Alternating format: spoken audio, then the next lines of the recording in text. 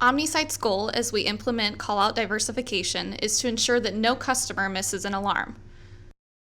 Callout diversification accomplishes this goal by requiring that more than one notification medium type is present in a callout list. When we say notification medium types, we mean email, phone call, and text message. With the new callout diversification requirements, callout lists for all alarms should have a minimum of 2 notification types, and these can be in any combination. Critical alarms will require that all 3 notification types are present in the callout list. OmniSite defines critical alarms as primary power loss, battery status, communication check, and any alarm that your specific facility regards as critical to your operations. Let's view a quick demo of the changes in GuardDog as a result of callout diversification.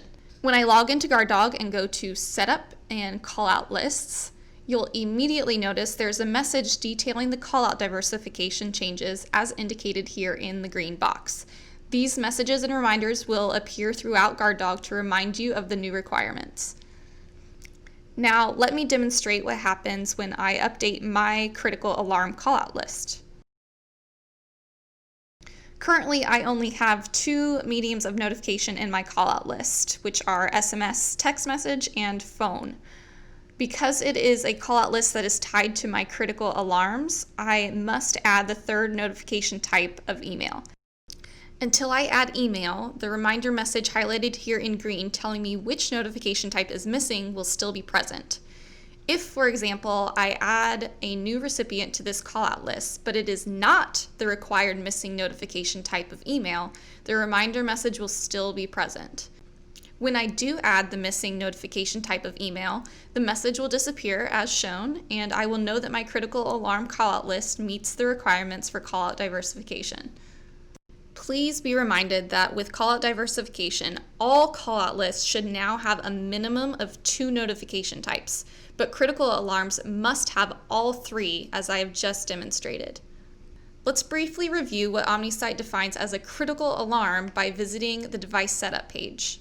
As pointed out at the beginning of this video, OmniSite defines a critical alarm as primary power loss, battery status, and communication check, as highlighted here. You will need to make sure the callout plan you have assigned to these 3 items has all 3 notification types. In this example, the callout plan I've assigned to these items is called Critical Alarm, which is what we were just updating previously to meet the callout diversification requirement. OmniSite also defines a critical alarm as anything your specific facility deems as critical to your operations.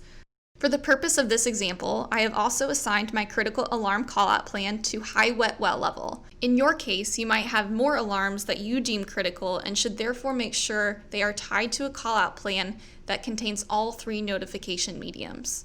The other item I am monitoring for the purpose of this example is a door alarm.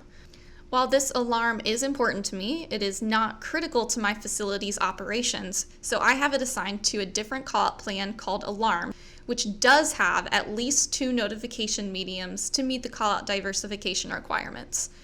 I'd like to note that there is of course no rule that says you can't have all 3 notification types in all of your callout plans, just for peace of mind.